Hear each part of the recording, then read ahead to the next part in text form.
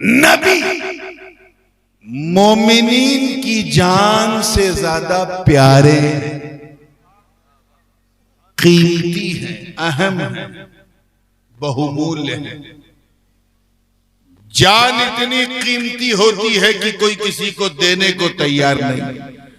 अब सोचो हुजूर कितने महबूब हैं जो हमारी जान से ज्यादा। क्लियर हो गया? अब आइए एक तीसरा तर्जुमा भी जो बहुत ही राजिह है। ज्यादातर जो उलमाए मुतसव्विफीन हैं और जो अरबाबे तसव्वुफ और अरबाबे सुलूक हैं, उन्होंने तरजीह दी है, और वो ये है कि अन्नबिय्यु औला बिल मोमिनीन मिन अनफुसिहिम। नबी मोमिनीन की जान के मालिक।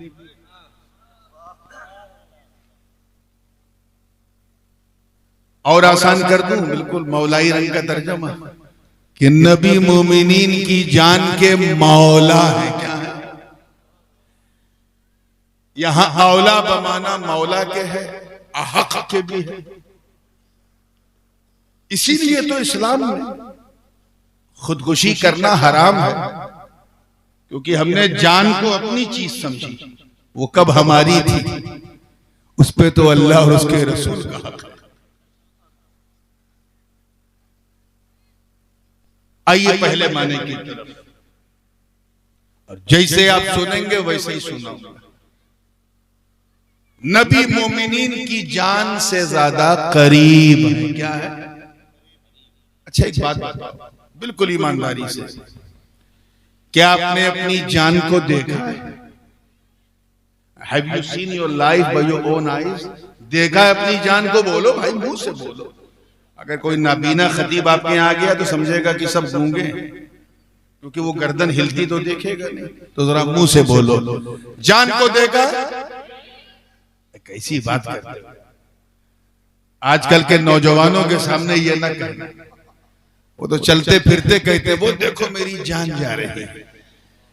अगर कोई ऐसी बकवास करे कि मेरी जान जा रही है तो कुछ झगड़ा मत करना, हाथ उठा के आमीन कह देना ताकि चली जाए। तमाशा बना रखा है, जान ना हुई खेल हो गया। आइए मुस्कुरा के थोड़ा फ्रेश हुए हैं तो जहन को वहीं लाइए। आइए जान मैं दिखाता हूं, कैसे दावा करना नहीं देखा। एक चूंटी भी अगर पांव में काट ले, मच्छर तो बहुत बड़ी बात है, तो उफ निकलता है। अगर किसी ने डॉक्टर ने इंजेक्शन लगाया, दर्द हुई, तकलीफ हुई, तो क्या कहते हैं आप? ए डॉक्टर साहब जरा आराम से, आपने तो ऐसा लगाया जैसे लगा जान निकल गई। कहते हो ना, अपनी जबान में बोलते हो ना, आपने ऐसा कांटा चुभाया कि जान निकल गई। ये जान निकल गई हम क्यों कहते हैं? बिला वजह नहीं कहते, इसलिए कहते हैं क्योंकि वहां जान है। तवज्जो चाहूंगा, यही समझाना चाह रहा हूं। पांव में कांटा चुभा, दर्द हुआ, लगा जान निकल गई, क्योंकि वहां जान है। रान पे तकलीफ हुई, क्योंकि यहां जान है। पेट में तकलीफ हुई, दर्द हुई, क्योंकि वहां जान है। किसी ने सर में कुछ तकलीफ पहुंचाई, पत्थर मारा या कुछ भी किया, तकलीफ हुई, क्यों हुई? क्योंकि वहां जान है। बाल काटो या नाखून काटो तो दर्द होता है? बोलिए नहीं होता। क्यों? क्योंकि वहां जान नहीं। अल्लाह करे आप समझ जाए। तो दर्द वही है जहां जान, एहसास वही है जहां जान है, और शरीयत का हुक्म भी वही है जहां जान है। नाखून में दर्द नहीं क्योंकि बेजान है, बाल में दर्द नहीं बेजान है, कपड़ा कोई खींचेगा तो तकलीफ बेजान है। तो जहां जान है वहां एहसास है। तो सर से लेकर पांव तक, तवज्जो चाहूंगा, सर से लेकर पांव तक, हर वक्त, हर लम्हा, हर जगह जान मौजूद। जान इतना करीब है कि सर पे हाथ रखो तो वहां भी जान, पांव पे हाथ रखो तो वहां भी जान, तो पूरी बॉडी में हर जगह जान मौजूद है। तो यार सैफनी वालों, जब जान इतनी कि बॉडी के हर हिस्से में हर वक्त मौजूद, तो फिर वो नबी कितना करीब जो हमारी जान से ज्यादा करीब। आइए एक आलिमाना मिसाल दे दूं ताकि बिल्कुल इनके भी ज़ौक़ की बात हो जाए। 10 फीट दूर एक आदमी खड़ा है, नाम था खालिद। उर्दू में पुकारा ए खालिद, यहां हिंदी में हे खालिद इधर पधारिए। इंग्लिश में जरा मुंह गोल करके ओ खालिद कम हियर। अरबी में या खालिद ताल, क्या कहते हैं? या खालिद। 10 फीट दूर खड़ा है, 20 फीट दूर खड़ा है, 30 फीट।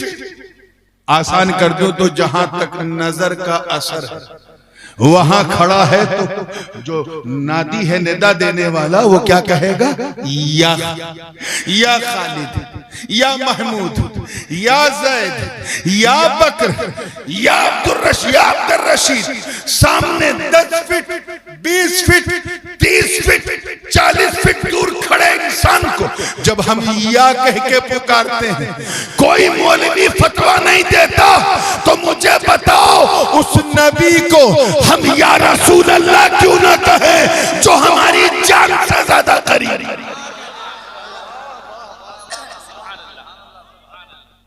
जो मेरी जान से ज्यादा करीब हैं, उन्हें मैं ढूंढ रहा हूं, मुझे हुआ क्या?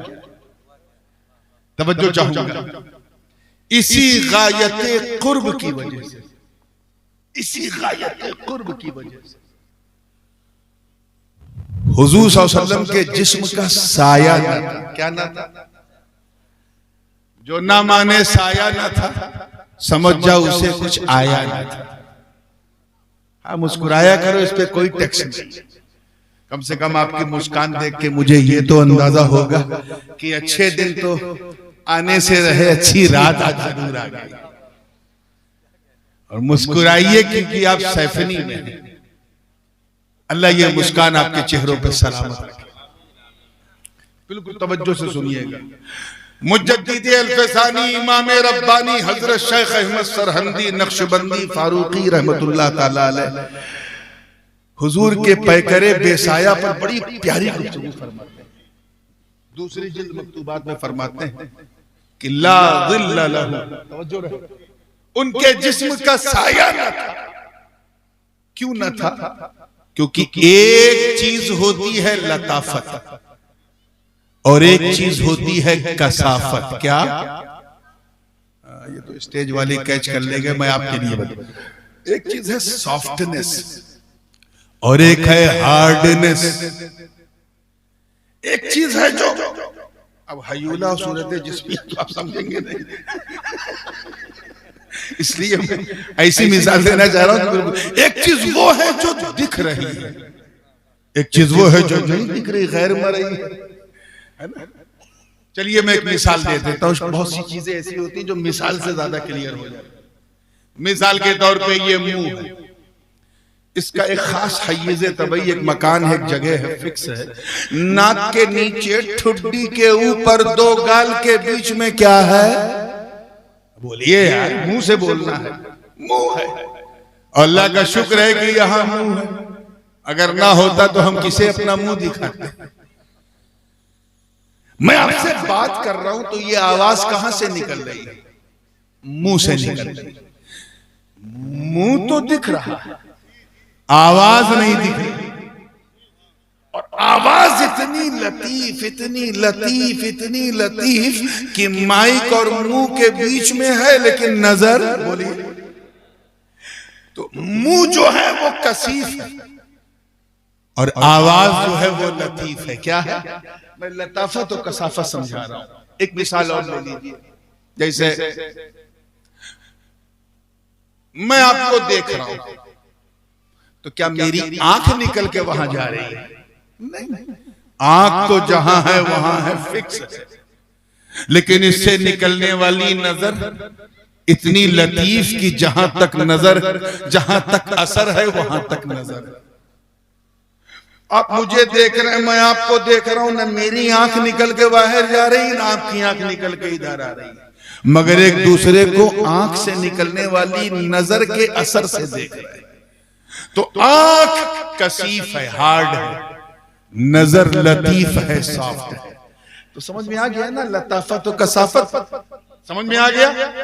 ऐसे ही जिस्म का एक खास मकान होता है, उलमा जानते हैं, जो जिसमें हावी के सतह बातिन और जिसमें महवी के सतह जाहिर से ममास होता है। एक खास उसका हैज़ तबई है। जैसे मैं यहां बैठा हूं, एक बात बताऊं, जो मैं इस वक्त पढ़ा रहा हूं आपको, मदरसे में 12 बजे दिन में लोग नहीं समझते, या 12 बजे रात में समझ रहे हैं। तवज्जो चाहूंगा। हाँ बिल्कुल। और आप कह सकते हैं कि मैंने अल्हम्दुलिल्लाह हजरत से आज हदिया सईदिया पढ़ा है, नेफ्जी पढ़ा। चलिए मुस्कुरा के फ्रेश हो जाइए और देखिए जहन के साथ कि मैं जहां बैठा हूं यहीं हूं, फिक्स। अगर मैं यहां से वहां गया तो वो मेरा मकान, ये मेरा मकान नहीं है। जहां जिस्म है वही उसका मकान है। तो मैं ना घटूंगा ना बढ़ूंगा, लेकिन साया इतना लतीफ, इतना सॉफ्ट होता है कि 12 साढ़े 12 बजे तक तो मेरे साइज का है, और 3:30 4 बजे शाम तक डबल हो जाता है, मिस्र से मिसलैन हो जाता है। आप अगर 5.5 फीट के हैं तो 4 बजे नापना, साया 11 फीट का होगा। यानी साया घट रहा है, बढ़ रहा है। क्यों? क्योंकि वो लतीफ और जिस्म कसीफ होता है। क्लियर हो रहा है कि नहीं? तो अब सवाल यहां पर कि साया इतना लतीफ, इतना लतीफ, इतना सॉफ्ट कि कोई अपने पांव से अपने साये को मारे, साया शिकायत नहीं करेगा। कयामत के दिन गिरेबान नहीं पकड़ेगा, क्योंकि वो लतीफ। तो हमारा जिस्म कसीफ है, साया लतीफ है। लोहा कसीफ है, इसका साया लतीफ है। तौलिया कसीफ है, इसकी परछाई लतीफ है।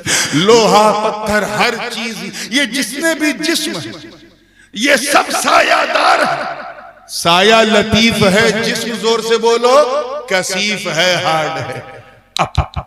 अगर नबी के जिस्म का साया होता, बफर्ज़े अगर मेरे हुजूर के शरीर का साया होता तो शरीर से साया ज्यादा लतीफ होता है। तो जैसे हमारा साया हमारे जिस्म से ज्यादा लतीफ, अगर नबी के जिस्म का साया होता तो वो पैकरे ज़ाते मुस्तफा से ज्यादा लतीफ होता, सॉफ्ट होता।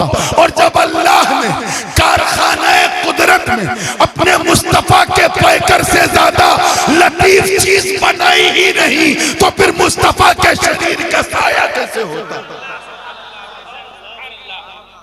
बड़े लतीफ हैं, नाजुक से घर में रहते हैं। मेरे हुजूर मेरी चश्मे तर में रहते हैं, हमारे दिल में, हमारे जिगर में रहते हैं। उन्हीं के घर हैं ये, वो अपने घर में रहते हैं। इसी गायते लताफत की वजह से हुजूर हर जगह मौजूद, हर जगह मौजूद, हर हाल में मौजूद। मदीने में भी मौजूद है, सुन्नियों के सीने में भी मौजूद। कुछ बात अगर मैं धीरे से कहूं लेकिन पावरफुल हो तो जोर से सुभान अल्लाह कह दिया कर। मदीने में भी मौजूद, सुन्नियों के सीने में।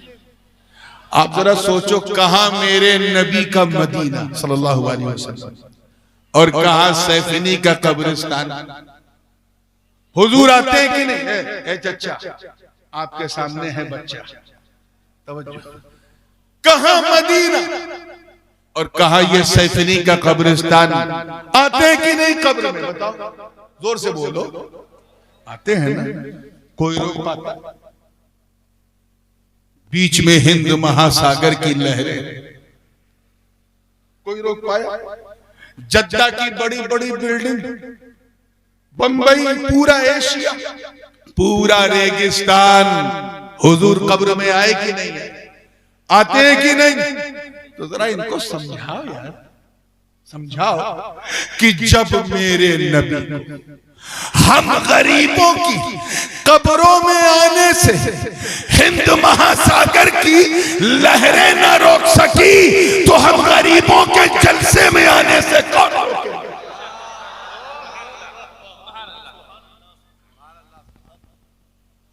आप जरा सोचो, एक सहाबी रसूल का इंतकाल हुआ, सरकार दो आलम अलैहिस्सलाम ने जनाजे की नमाज पढ़ी, साथ में सहाबा भी हैं, अशरे मुबश्शरा भी हैं।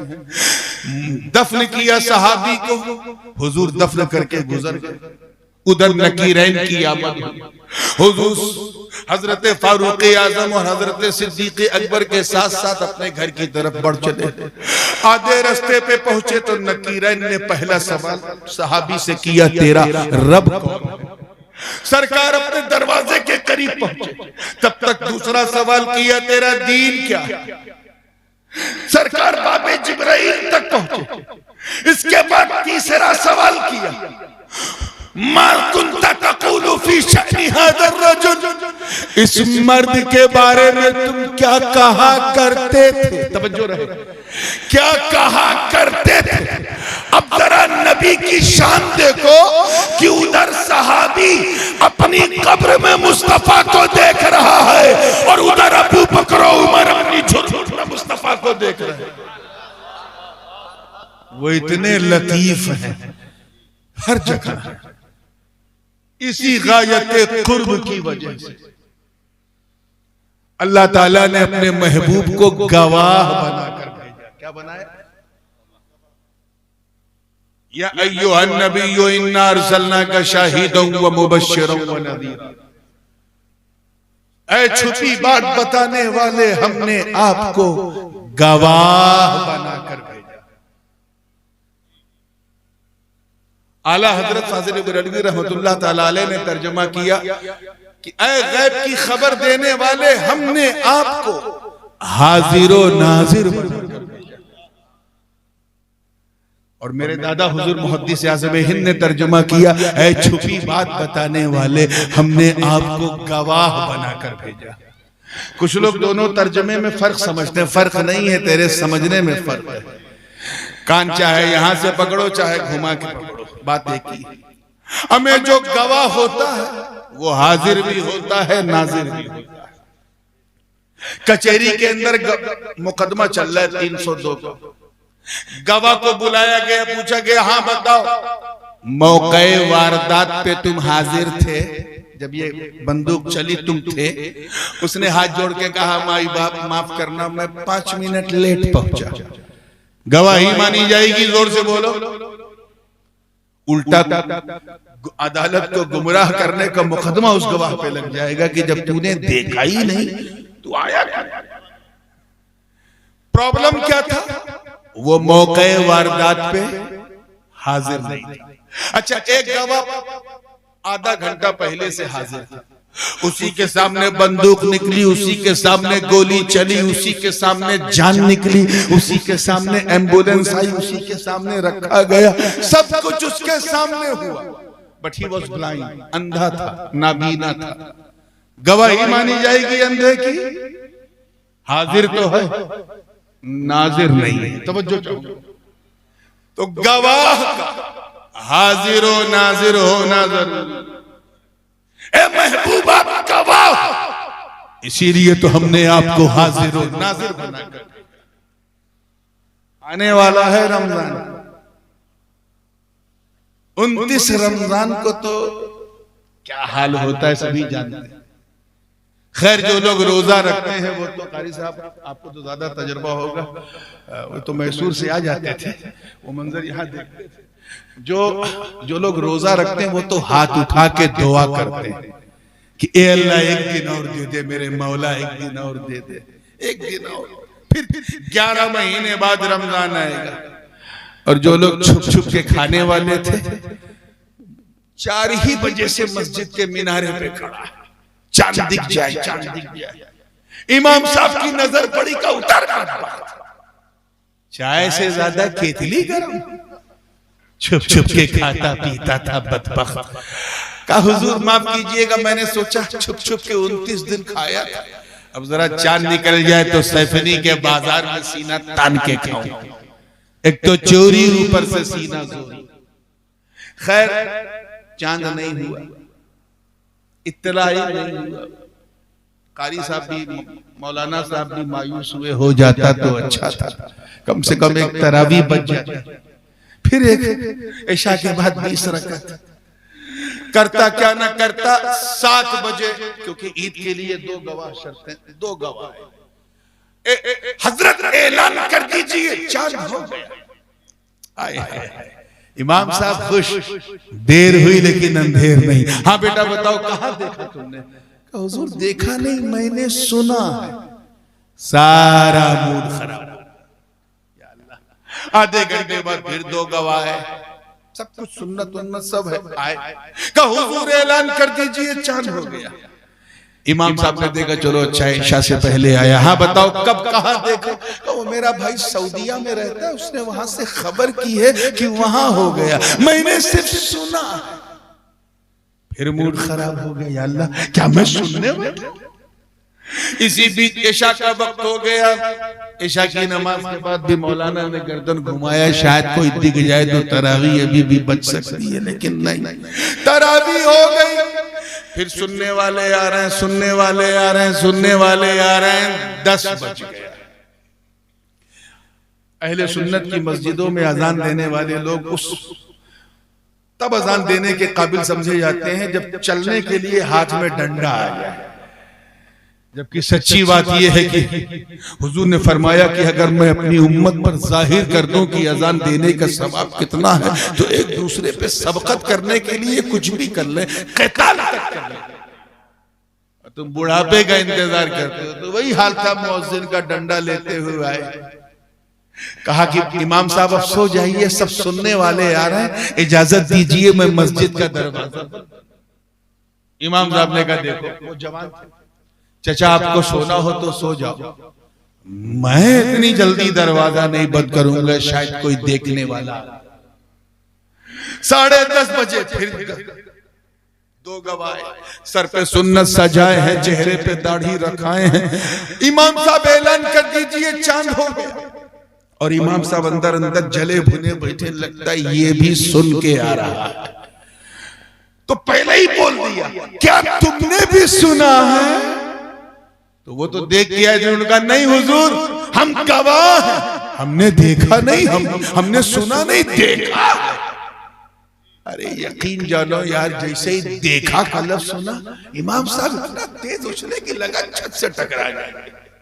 और उसी वक्त तकबीर तशरीफ देने लगे, अल्लाहु अकबर, अल्लाहु अकबर, ला इलाहा इल्लल्लाह, वल्लाहु अकबर, अल्लाहु वलिल्लाहिल हम्द। माशाअल्लाह देखा है तो इधर आओ। बहुत प्यार, लाड, चाय, पानी, बिस्कुट, इज्जत बढ़ गई क्योंकि देख के आया। उसके बाद किताबुल काजी इलल काजी से पहले जो मराहिल तय करने पड़ते हैं काजी को, वो सब किया। सवालात किए, कब देखा है, कितना बड़ा देखा है, कितनी देर तक देखा है, मतला कैसा था, अब्र तो नहीं था, गुबार तो नहीं था, और ऐसा तो नहीं था, वैसा तो नहीं था। जब बिल्कुल यकीन हो गया कि वाकई देखा है, तो निकाला कागज, किताबुल काजी इलल काजी। एक गाड़ी दौड़ा दी, एक उधर की, एक बेलारी, एक रामपुर, इधर मुरादाबाद, संभल, बैजोई, हर तरफ ऐलान हो गया कि सैफनी में चांद देखा गया। कब ऐलान हुआ? जब देखने वाला। कब हुआ? बोलो कब हुआ? और जब ऐलान हो गया तो इमाम साहब ने मुअज्जिन को उठाया, कहे चचा उठिए, बहुत जल्दी थी आपको दरवाजा बंद करने की, अब बंद कर दे, अब किसी गवाह की जरूरत ही नहीं। अब तक इसलिए खुला था क्योंकि सुनने वाले आ रहे थे, अब बंद कर दो क्योंकि देखने वाले ने गवाही दे दी। बिला तशबीह, ला इलाहा इल्लल्लाह, अल्लाह के सिवा कोई इबादत के लायक नहीं, कोई पूजा के योग्य नहीं। ये पैगाम रिसालत कि अल्लाह एक, इसे लेके लगभग कमोबेश 1,24,000 अंबिया और मुरसलीन इस दुनिया में आए, सबने अल्लाह के एक होने की गवाही दी। आदम आए, अपनी कौम से कहा, ऐ लोगों कह दो ला इलाहा इल्लल्लाह। लोगों ने पूछा, ऐ आदम क्या आपने अल्लाह को देखा है? कहा नहीं, मैंने सुना है। नूह ने कहा मैंने सुना है। शीश ने कहा मैंने सुना है। इदरीस ने कहा मैंने सुना है। इब्राहिम ने कहा मैंने सुना है। इस्माइल ने कहा मैंने सुना है। इसहाक ने कहा मैंने सुना है। यूसुफ ने कहा मैंने सुना है। यसा ने कहा मैंने सुना है। इलियास ने कहा मैंने सुना है। शुएब ने कहा मैंने सुना है। जकरिया ने कहा मैंने सुना है। यहया ने कहा मैंने सुना है। लूत ने कहा मैंने सुना है। जनाब मूसा अपनी कौम बनी इसराइल में आए और कहा ऐ लोगों कह दो ला इलाहा इल्लल्लाह। लोगों ने कहा ऐ अल्लाह के कलीम बात तो की है मगर क्या जात को देखा है? कहा नहीं, मैंने भी सुना है। जनाब ईसा अपनी कौम में आए और कहा ऐ लोगों कह दो ला इलाहा इल्लल्लाह। लोगों ने पूछा ऐ इब्ने मरियम क्या आपने अल्लाह को देखा है? कहा नहीं, मैंने भी सुना है। मगर जब 12 रबीउन नूर की सुबह सादिक में अर्श की आंखों का तारा चक्का दुलारा आका हमारा अहमद मुस्तफा मोहम्मद मुस्तफा रूही फिदा हो ने इस दुनिया में कदम रखा और 40 साल के बाद जबल अबी कुबैस की फारान की चोटी पे खड़े होकर पैगाम रब्बानी दिया और अपनी कौम से कहा ऐ लोगों कह दो ला इलाहा इल्लल्लाह ला इलाहा इल्लल्लाह। तो कुफारे कुरैश ने कहा ऐ अब्दुल्ला के बेटे क्या तुमने भी सुना है? तो आका ने फरमाया नहीं, मैं गवाह हूं, मैंने सुना नहीं देखा है। नारे तकबीर, नारे रिसालत, अज़मत मुस्तफा हजरत ताजुल उलमा, नारे तकबीर। मस्जिद में जब सुनने वाला आया, तवज्जो रहे जुमला जाया ना हो, मस्जिद में जब देखने वाला आया था तो मस्जिद का दरवाजा बंद कर दिया ना गवाही के बाद। बोलो इसी तरह जब अल्लाह के एक होने की गवाही देने वाला, आईनी गवाही देने वाला, जब हमारा नबी इस दुनिया में आया और ऐलान नबूवत की तो नबूवत का दरवाजा बंद। आवाज आई ऐ फरिश्तों अब मैं नबूवत और रसालत का दरवाजा बंद कर रहा हूं। अब मेरे महबूब के बाद कोई नबी आने वाला नहीं। अब तक दरवाजा इसलिए खुला था क्योंकि सुनने वाले आ रहे थे। अब बंद कर दो क्योंकि देखने वाले ने गवाही दी। इतने करीब है नबी। वकज़ालिक जअलनाकुम उम्मतन वसतन लितकूनू शुहदा अलन्नास वयकून अर्रसूलु अलैकुम शहीदा। इतने करीब है मुस्तफा, इसीलिए तो सबके हबीब हैं मुस्तफा। आइए वो तो बहुत करीब, हम उनके कितना करीब, ये बहुत बुनियादी सवाल है। मेरी तरफ देखो अल्लाह के लिए, मैं चंदा नहीं मांग रहा, वो तो हमारी जान से ज्यादा करीब है। क्या हम उनके करीब हैं? नहीं। हम कैसे करीब हो सकते हैं जब हम झूठ भी बोले, गीबत भी करे, बेहयाई भी करे, बदकिरदारी भी करे, ज़िना करने वाले हम में, शराब पीने वाले हम में, बदकिरदारी में मुलव्विस हम में, बेनमाजी हम में, बेरोजेदार हम में, रात दिन शराब कबाब और शबाब में गुजारने वाले हम में, मोबाइल हाथ में लेकर चैटिंग और न जाने कितनों से चीटिंग करने वाले हम में, सब तो हम में है। हम दूर हो गए। अब अगर तुम इस्लाम का फरोग चाहते हो और ये चाहते हो कि शौकत इस्लामी में इजाफा हो, आफाको अनफुस में इस्लाम का बोलबाला हो और उसमें तुम्हारा भी कुछ हिस्सा हो, तो try to get closer to his beloved prophet, Allah के नबी के करीब हो जाओ, मतलब उनकी सुन्नत पे चलो, उनके उसवाए हसना को अपनाओ। जिसे वो हराम कह दे छोड़ दो, जिसे हलाल कह दे गले से लगा लो। अरे जब तुम ऐसा करोगे और ऐसा करते हुए जब तुम सैफनी की गलियों में चलोगे तो तुम्हें देखने वाला ये नहीं कहेगा कि मुसलमान जा रहा है, बल्कि कहेगा कि चलता फिरता इस्लाम जा रहा है। ये नहीं कहेगा कि बंदा जा रहा है, कहेगा जब बंदा ऐसा है तो मौला कैसा होगा, जब उम्मती ऐसा है तो इसका नबी कैसा होगा, अरे जब मुरीद ऐसा है तो इसका पीर कैसा होगा। ये है आपकी तरफ से फरोग। ये ना सोचो कि इस्लाम को फरोग देने का ठेका से उलमा का, आप अपने किरदार और अमल से फरोग ऐसे बंदे बन जाओ कि बंदगी तुम पे नाज करे। याद रखो, अगर अच्छे मुसलमान बनोगे ना तो अच्छे नागरिक भी अपने देश के बनोगे, क्योंकि अच्छा मुसलमान अच्छा देशभक्त नागरिक भी होता है। अच्छा मुसलमान अपने मुल्क का भी वफादार होता है, अपने घर वालों का भी वफादार, अपने रिश्तेदारों का भी वफादार। वफादारी का ताज अगर सर पे रखना है तो अच्छे मुसलमान बन जाओ, नबी के करीब। क्लियर हो गया? अब आइए मैं दूसरे तर्जुमे की तरफ जा रहा हूं कि नबी हमारी जान से ज्यादा कीमती है। मजा नहीं आ रहा यार, हम लोग किसी चहलुम या तीजे की महफिल में नहीं बैठे, ईमान का नतीजे की महफिल। बिल्कुल होशियारी से। कारी साहब तो अपनी जिम्मेदारी से दस्तबरदार हैं, लेकिन आप न रहिए, है ना, बोलिए हौसले से। दूसरे तर्जुमे की तरफ आ रहा हूं, इजाजत है? नबी मोमिनीन की जान से ज्यादा महबूब है कीमती। आप जरा सोचो, अभी मैं एक मिसाल दे रहा था मुंह की, कितनी कीमती चीज है मुंह। अगर ये मुंह यहां ना होता तो हम किसी को मुंह दिखाने लायक ना हो। अल्लाह ने कितना एहसान किया हम कि हमें इंसान बनाया। क्या बनाया? जोर से बोलो। इंसान बनाया। कादिर मुतलक है, कुछ भी बना देता, आप क्या कर लेते? करम बालाए करम ये कि सिर्फ इंसान ही नहीं, मुसलमान बनाया।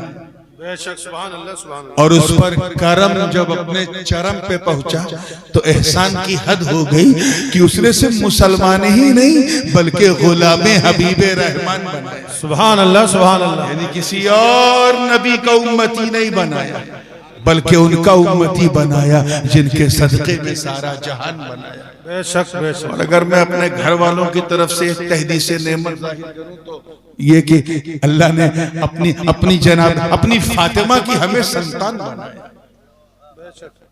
इतना एहसान।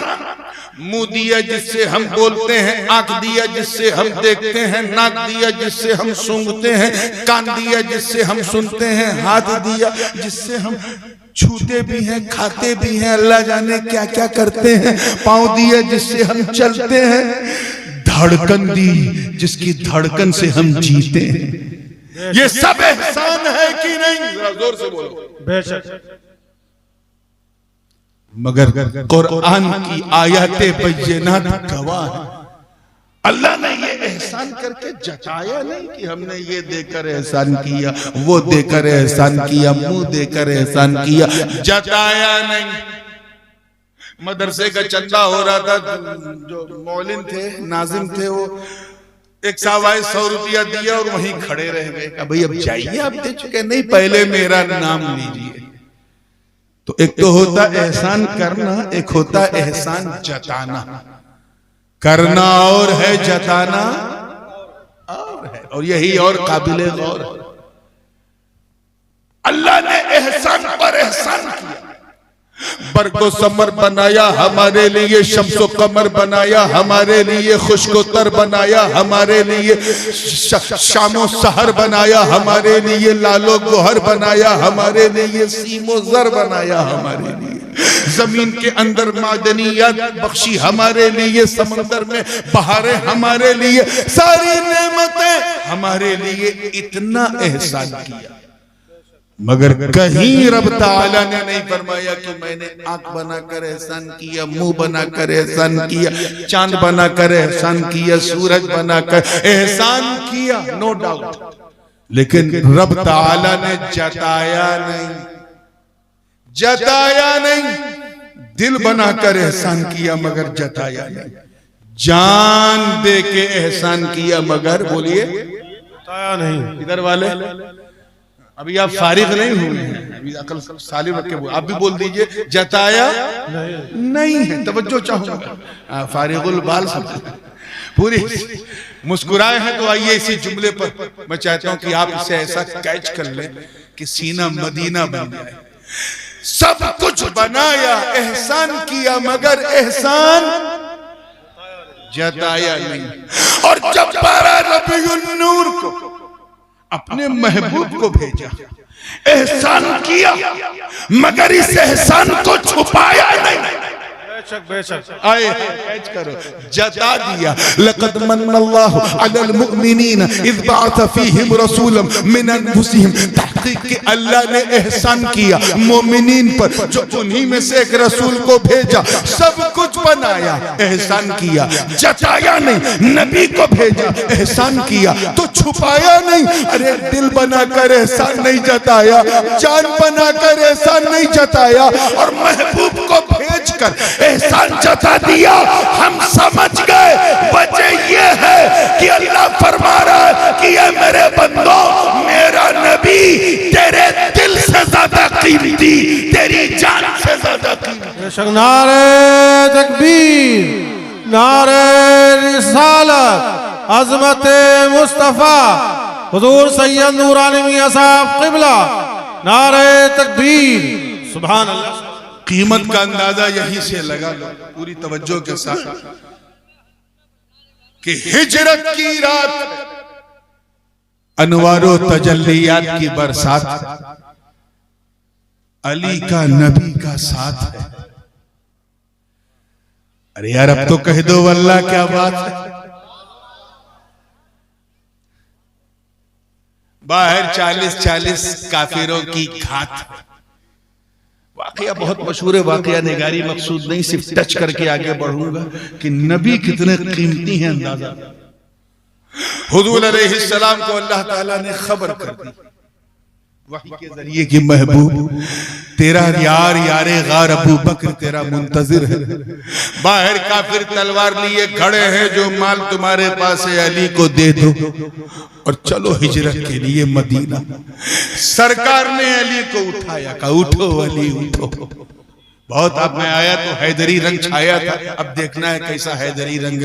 उठो अली उठो। मौला अली उठ गए। क्या बात है सरकार, अल्लाह का हुक्म हो गया है, मुझे रात ही रात निकलना है। अबू बकर मेरे मुंतजिर है, मैंने तुम्हें इसलिए उठाया कि तुम मेरे पास कुछ अमानतें हैं काफिरों की। ये काफिर भी बड़े अजीब थे, हुजूर पर ईमान नहीं लाए, लेकिन हुजूर से ज्यादा ईमानदार किसी को नहीं समझते। अपना माल सरकार के पास रखते थे, बीवी के पास भी नहीं भरोसा था कि कहीं अपने मैके में पास न कर दे। सरकार जो लेते थे वही लौटाते थे। नबी ने फरमाया वो मुझ पे भरोसा करते थे, ऐ अली मैं तुझ पे भरोसा करता हूं। समझो चाहूंगा, ये अमानतें अपने पास रखो। सुबह उठना, जिनकी जिनकी अमानतें हैं बांटना, फिर मदीने आके मिलना। अली नबी के बिस्तर पे सो गए, हुजूर निकल गए, वो एक अलग वाकया है, किसी मौके पे उसे बयान करूंगा। मौला अली क्या कहते हैं वो सुनो। जब दूसरे दिन उनसे पूछा गया कि आप नबी के साथ गए नहीं और सो रहे थे, तो वजूहात बयान करते करते फरमाया एक चीज और सुनो कि मैं उस रात इन्नी निम्तु तिलकल लैला मा निम्तु मिन क़ब्ल क़त्तो, उस रात में इतनी गहरी नींद सोया कि पूरी जिंदगी मुझे ऐसी मीठी नींद ही नहीं आई। अरे यार मौत की जद में अली का बिस्तर, और अली कह रहे हैं I slept deeply, I couldn't sleep in my whole life in such kind of sleepness. ऐसा मैं सोया ही नहीं। दो पुलिस वाले बेचारे अगर किसी के घर 2 बजे रात में दरवाजा खटखटा दे, चाहे बेचारे चाय ही पीने आए हो, जैसे ही वर्दी देखा चेहरे पे जर्दी आ जाती है। पुलिस आई तो क्यों आई, कैसे आई, मामला क्या है, 2 बजे आई। और अली की जुर्रत देखो, सैफनी वाला फरमाते हैं मैं इतनी गहरी नींद सोया कि कभी ऐसी नींद ही नहीं। पूछने वाले ने पूछा राज क्या है? का राज ये है कि मेरी जिंदगी की जमानत नबी ने ली। का नबी ने ली? वो कैसे? का नबी ने फरमाया ऐ अली सो जा, सुबह उठना, अमानतें बांटना, फिर मदीने आके मिलना। मैं समझ गया उठने के लिए सोना जरूरी है, मदीने आने के लिए जिंदा रहना जरूरी है। मैं समझ गया कि अबू तालिब के बेटे को मौत कभी भी आ सकती है, मगर आज की रात नहीं आएगी, क्योंकि मेरी जिंदगी की जमानत नबी ने ले ली। किसने ले ली? अब यहां तक तो वाकया है, मेरा जी चाह रहा है कि अपने वालिदे गिरामी हुजूर गाजी मिल्लत का एक खास नुक्ता, एक खास नतीजा, बल्कि एक खास जुमला इस हवाले से, और वो इसलिए क्योंकि मैं हुजूर गाजी मिल्लत के जुमलों का अमीन भी हूं, उनका फितरी जानशीन भी हूं, तो मैं वो तबर्रुक देना चाह रहा हूं। तैयार हो? जिंदगी के साथ देखो, पूरे हौसले के साथ। हजरत फरमाते हैं कि जिसकी जमानत, जिसकी बोलिए, जिसकी जमानत नबी ले ले वो अली होता है अली, और जिसकी जमानत अली ले ले वो वली होता है वली। नारे तकबीर, नारे रिसालत, नारे हैदरी, हुजूर नूरानी मियां साहब क़िबला, नारे तकबीर। मगर यार इश्क अपनी जगह, अक्ल तो अय्यार है। अक्ल ने इश्क अली से पूछा, ऐ अली ये क्या गजब था, आप नबी के बिस्तर पे सोए थे, काफिरों ने आपको घेर लिया, आपको कुछ हो भी सकता था। तो इश्क मुर्तज़वी ने जवाब दिया, अली के इश्क ने जवाब दिया, बंदे जान ही जाती ना, अरे मेरा नबी तो मेरी जान से ज्यादा कीमती है। हुजूर आगे बढ़े। अब कई हदीसें हैं, सबका एक मजमून वाक़या, बहुत तेजी से बात को समेट रहा हूं। जब गारे जबले सौर के नजदीक पहुंचे तो सरकार के कदमों शरीफैन के निशान पत्थर पे पड़ रहे थे। सरकार थकावट भी महसूस कर रहे थे जिस्मानी तौर पे, जो बशरी तकाजा है। सिद्दीक़ अकबर ने अर्ज किया, हुजूर आप चल रहे हैं, निशान पड़ रहे हैं, पीछे काफिर हमारा पीछा कर लेंगे, सरकार अगर आप इजाजत दें तो मैं आपको उठा लूं। उठा के एक माला 2 माला नहीं चढ़ना था, पूरा जबले सौर। एक माँ अपने 6 माह के बच्चे को भी गोद में लेके ज्यादा दूर तक नहीं चढ़ पाती। सदाकते सिद्दीक और जज्बे इश्क देखो, सरकार इजाजत दे तो मैं आपको उठा लूं। हुजूर ने मना नहीं किया, काठी के उठा। सिद्दीक़ अकबर की सदाकत देखो, उनकी किस्मत पे मेरे माँ बाप कुर्बान। अबू बकर सिद्दीक ने नबी को उठा लिया, नबी को, जोर से बोलो, हाँ पूरे हौसले से, जो कहना चाह रहा हूं वो दिल में रहो, उठा लिया, उठा लिया। और इस मंजर को देखिएगा, इस मंजर को देखकर तमाम गुलामाने अबू बकर झूम उठे और सबने पूरी मस्ती में कहा, ऐ अबू बकर तेरे मुकद्दर को सलाम, हम समझ गए। उर्दू समझने वालों की तवज्जो, हम समझ गए कि जिस अबू बकर ने नबी की जाहिरी जिंदगी में बारे नबूवत को उठाया हो, किसी में इतनी मजाल नहीं कि उस अबू बकर के सामने बारे खिलाफत को उठा सके।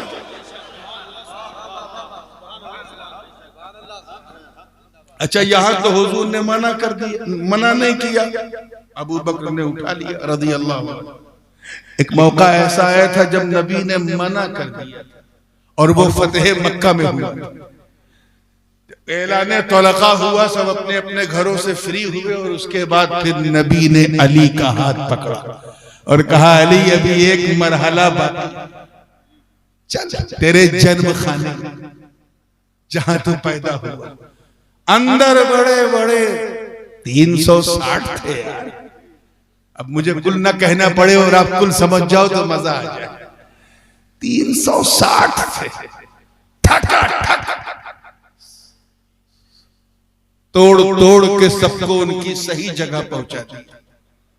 एक जरा ऊपर था, हुजूर ने उछल के तोड़ने की कोशिश की, हाथ नहीं पहुंचा। अली और कद में पछता थे, उनका भी हाथ नहीं पहुंचा।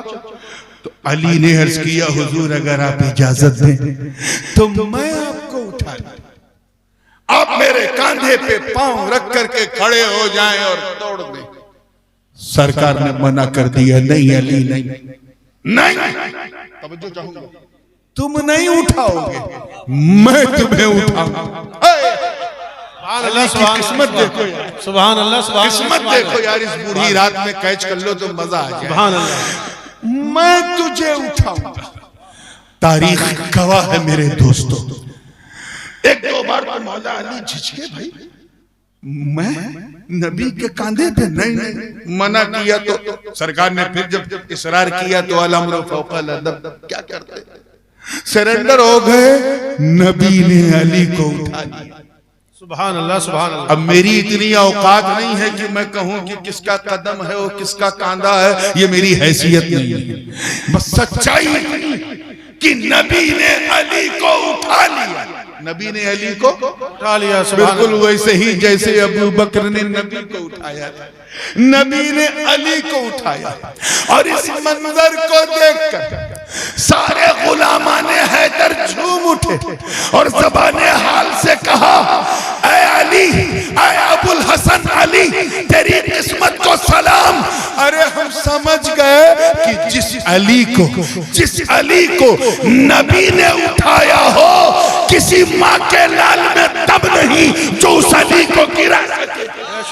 नारे तकबीर, नारे रिसालत, नगर नगर गली गली, नगर नगर गली गली, हुजूर सैयद नूरानी मियां साहब क़िबला, नारे तकबीर।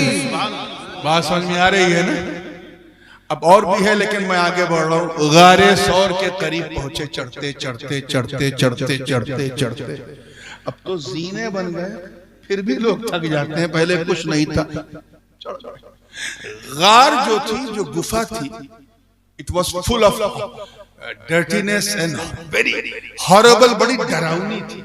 मकड़ी के जाल है, भयानक शक्ल है, अल्लाह जाने क्या हो, गंदगी भी बाहर उसकी बू आ रही थी, डर भी लग रहा था। एक बात कहूं, इजाजत है, आज का अगर मुरीद होता, चादर पकड़ के मुरीद होने वाला आज का होता तो कहता, ए पीर साहब पहले आप, ताकि कुछ गड़बड़ सड़बड़ हो तो आप झेलो, मैं से। लेकिन मुरीद जब अपने पीर की मुराद बन जाता तो वो पीर साहब को खतरे वाली जगह पहले नहीं भेजता, पहले खुद जाता। सिद्दीक ने यही किया रज़ी अल्लाह।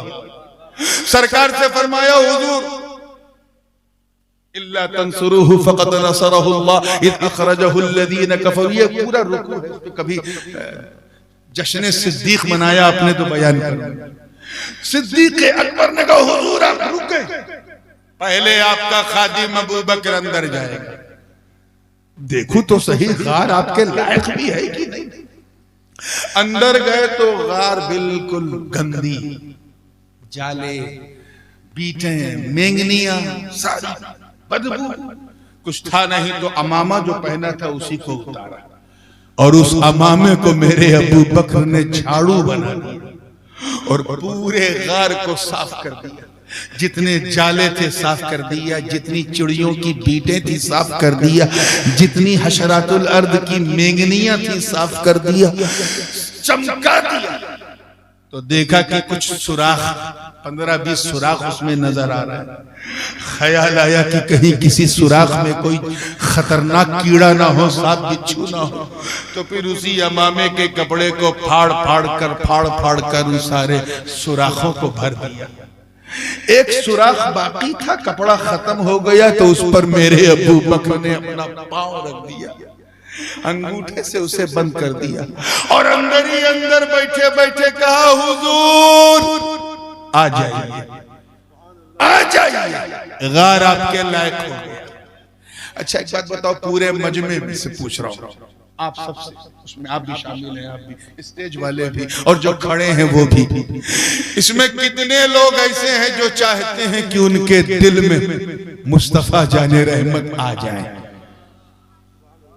सब है माशाअल्लाह, अल्हम्दुलिल्लाह। गिरा चाहते हो ना कि मदीने वाला हमारे दिल में आ जाए? चाहते? अब मुंह से बोलो, अब हाथ नहीं उठाना है, मुंह से जी। तो फिर एक काम करो, एक काम करो, पहले अबू बकर सिद्दीक को बुलाओ, पहले सिद्दीक अकबर को बुलाओ।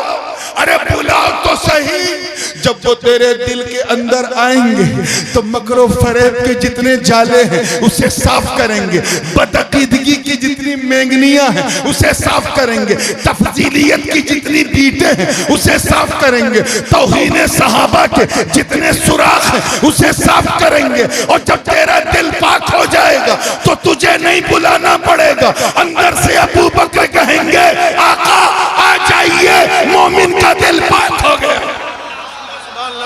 नारे तकबीर, नारे रिसालत, अजमत मुस्तफा हजरत सैयद नूर अली मियां साहब क़िबला, नारे तकबीर। अब वाकया क्या है कि जिस सुराख पर सिद्दीक अकबर का पांव था उसी में काला काला सांप, पता नहीं किस उम्मीद से, लेकिन दिल तो यही कहता है कि रुखे बद्दुहा की जियारत के लिए मुंतजिर था कि एक दिन हुजूर आएंगे तो मैं उनका चेहरा तकूंगा। उसे नहीं मालूम था कि उससे बड़ा आशिक पांव रख देगा। अब सांप का भी इश्क जो है वो बेताब है और आशिक ने पांव रखा है, तो आशिक आशिक की बू पहचानता है। सांप ने पहले गुदगुदाना शुरू किया, सिद्दीक समझ गए गड़बड़ है और टाइट किया, फिर उसने दांत धसाना शुरू किया। अबू बकर समझ गए अब तो और गड़बड़ है और टाइट पांव किया। फिर जब बाज नहीं आया वो सांप तो उसने डस लिया, आउच मुंह से निकला। सिद्दीक कांप उठे, पसीना पसीना हो गए। सरकार ने पूछा, मालक क्या हुआ? हुजूर लगता है कोई कीड़ा है काट रहा है। सरकार ने मुस्कुरा के कहा, पांव हटा ले, वो मुझे देखेगा चला जाए। पांव हटा, फन सांप ने अपना फन खोला, यूं देखा और चला गया। और जो दर्द था, जहर आलूद माहौल जो था, मेरे नबी ने अपना लुआबे दहन लगाया, ऐसा ठीक हो गया जैसे कुछ था ही नहीं। इश्क ने तो कमाल किया, इश्क ने तो कमाल किया, लेकिन अक्ल ने सवाल किया। अक्ल ने सवाल किया है, अबू बकर इतना बड़ा रिस्क, सांप था, जहर पूरा फैल जाता तो आप पांव हटा सकते थे, क्यों नहीं हटाया? अगर जहर फैल जाता तो इतना सुन्नत। इश्क़ अबू बकर ने जवाब दिया, अरे जहर फैलता तो ज्यादा से ज्यादा क्या होता, मैं मर ही जाता ना, मेरी जान ही जाती ना। अरे मेरा मुस्तफा तो मेरी जान से ज्यादा कीमती। अगर इस्लाम को फरोग देना चाहते हो, इस्लाम को फरोग देना चाहते हो, तो अपने माँ बाप से ज्यादा, अपने भाई बहन से ज्यादा, अपने चचा औलाद से ज्यादा, अपने मालो जर से ज्यादा, अपनी दुकानों और मकानों से ज्यादा मुस्तफा से मोहब्बत करो। मैं इज्जत रब्बे काबा की कसम उठा के कहता हूं कि अगर तेरा सीना इश्क़ रसालत का मदीना बन गया और लब्बैक या रसूल अल्लाह तेरा वजीफा बन गया तो दुनिया थक जाएगी। एक एक को अंदर करते करते सारी जेलें भर जाएंगी, मगर आशिकाने मुस्तफा में कमी नहीं आएगी। नारे रिसालत, मजहबे इस्लाम, नारे तकबीर, सुभान अल्लाह। इसलिए इसे रखो। अब तीसरा एक बड़ा खूबसूरत माना था, लेकिन अब टाइम मुझे इजाजत नहीं दे रहा है और दस्तारबंदी की घड़ी भी आ गई है, लेकिन नेक्स्ट टाइम कारी साहब आप तो हाफिज भी हैं, ये आयत मुझे जरूर याद दिलाइएगा। इसका जो तीसरा माना है ना, नबी औला बिल मोमिनीन मिन अनफुसिहिम, नबी मोमिनीन की जान के मौला हैं, मालिक हैं, ये बड़ा यूनिक है। और इंशाअल्लाह नेक्स्ट टाइम इस मजमून को तो भी कंटिन्यू करते हुए पूरे हैदरी रंग से, नहीं कुछ में तो गड़बड़ हो जाएगा, पूरे हैदरी रंग के साथ इंशाअल्लाह इसे सुनाऊंगा। मौला करीम हम सबके दिलों में अपने महबूब की मोहब्बत हमारी जान से ज्यादा रखे। व आखिर दावाना अनिल हम्दुलिल्लाहि रब्बिल आलमीन। अस्सलामु अलैकुम। मैं बैठा हूं, आप भी बैठे रहें और दस्तार का नूरानी मंजर